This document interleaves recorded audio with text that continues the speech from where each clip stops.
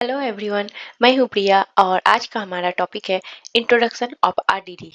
RDD का और एक सेशन हमने पिछली बार देखा था, जहाँ हमने आरडीडी को प्रैक्टिकली समझा था कि आरडीडी कैसे काम करता है और आरडीडी का जस्ट बेसिक जाना था। आज हम लोग आरडीडी को थियोरेटिकली अच्छे से समझेंगे।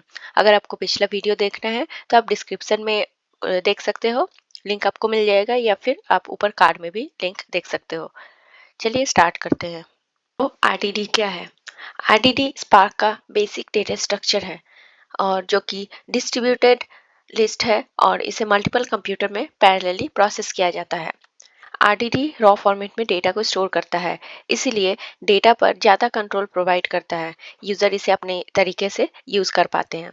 तो आरडीडी का अगर आपको प्रैक्टिकली समझना है तो आप पिछले सेशन को डिटेल में देख सकते हो कि एक्चुअली ये पैरेलली डेटा को कैसे प्रोसेस करता है। सो आरडीडी का फुल फॉर्म क्या है? आरडीडी मतलब रेजिलिएंट, डिस्ट्रीब्यूटेड और डेटा सेट। तो ये आप देख सकते हो, आरडीडी का फुल फॉर्म हमें यहाँ दिख रहा है। नाउ रेजिलिएंट मतलब क्या? रेजिलिएंट यानी फेलियर से रिकवर करना। डिस्ट्रीब्यूटेड यानी डेटा को क्लस्टर के मल्टीपल नोड में स्टोर करता है और प्रोसेस करता है। और डेटा सेट मतलब किसी भी तरह के डेटा को सपोर्ट करता है, चाहे वो नंबर हो, स्ट्रिंग हो या ऑब्जेक्ट हो। अगला क्वेश्चन है कि आरडीडी को यूज क्यों करते हैं, या फिर आप बोल सकते हो आरडीडी के फीचर्स क्या क्या है। देखते पहला है अनस्ट्रक्चर और सेमी स्ट्रक्चर डेटा को हैंडल करने में आरडीडी बेस्ट है, जैसे कि रॉ डेटा या रॉ टेक्स्ट या फिर लॉग्स फाइल।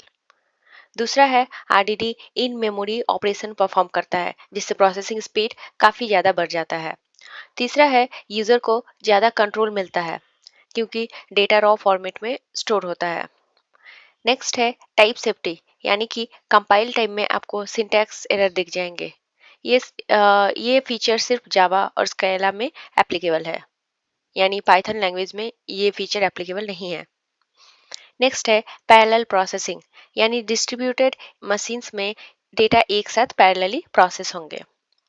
और अगला है फॉल्ट टॉलरेंस, मतलब आप बोल सकते हो डेटा लॉस नहीं होगा, बैकअप इनेबल रहता है। अगर एक सिस्टम फेल हो जाता है तो backup system automatically take over कर लेगा और इससे ओवरऑल प्रोसेसिंग पर कोई इम्पैक्ट नहीं होगा।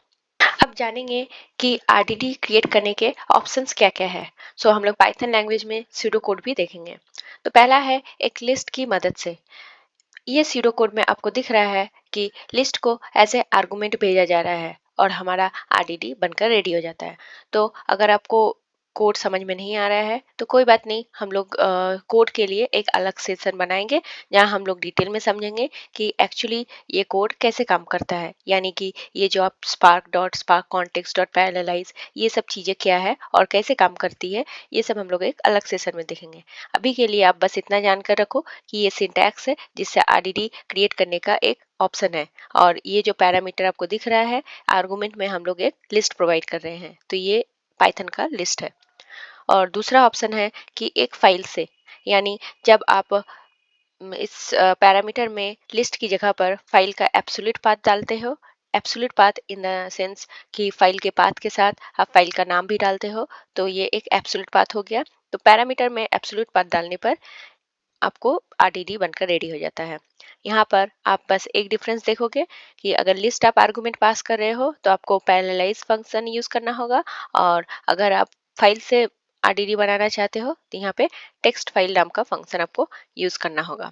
तो बस ये माइनर डिफरेंस है, और ये दोनों ऑप्शंस हैं जहाँ यूज करके आप आरडीडी रेडी कर सकते हो। आरडीडी क्रिएट करने के कुछ अलग ऑप्शंस भी है, जिसे हम लोग बाद में आगे के सेशन में समझेंगे। हमें अब पता है कि आरडीडी कैसे बनता है, तो हम लोग अब ये जानेंगे कि आरडीडी के डेटा को ऑपरेट कैसे करेंगे, यानी आरडीडी में कौन कौन से ऑपरेशंस पॉसिबल है। तो पहला है ट्रांसफॉर्मेशन ऑपरेशन और दूसरा है एक्शन। ये दो तरीके के ऑपरेशंस है जिसे आरडीडी सपोर्ट करता है। ट्रांसफॉर्मेशन ऑपरेशंस को लेजी भी ऑप्शंस बोला जाता है, क्योंकि ये बस एक रेफरेंस बनाकर रखता है, एक्चुअल डेटा को प्रोसेस नहीं करता है। और एक्शंस ऑपरेशन एक्चुअली डेटा को प्रोसेस करते हैं। एक एग्जांपल देखते हैं। मान लो आपको बोला गया कि मार्केट से जाकर आपको कुछ सब्जियां खरीद लानी है, तो आप अगर आप ट्रांसफॉर्मेशन ऑपरेशंस में हो तो फिर आपके पास सब्जी के लिस्ट है और आपके पास रुपए है। आपने उन दोनों को अपने पॉकेट में रख लिया बट आप एक्चुअली मार्केट नहीं जा रहे हो। तो ये हो गया ट्रांसफॉर्मेशन एक्शन। सो ये लेजी वे में काम करता है। और जबकि एक्शंस ऑपरेशन में आप एक्चुअली मार्केट जाकर लिस्ट की सारी सब्जियां खरीद कर ले आओगे।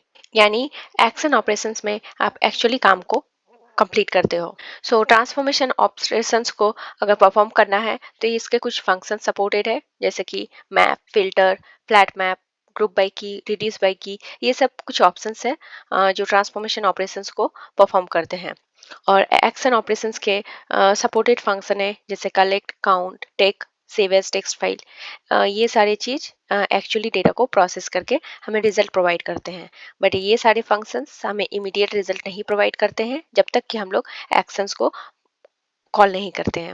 आज के सेशन में हमने आरडीडी को थोड़ा डिटेल में समझा, थियोरेटिकली जाना कि एक्चुअली आरडीडी क्या है इन स्पार्क, और ये भी जाना कि आरडीडी के फीचर्स क्या क्या है, आरडीडी बनता कैसे है, और आरडीडी में कौन कौन से ऑपरेशंस पॉसिबल है। मिलते हैं अगले सेशन में एक नए टॉपिक के साथ। Thank you.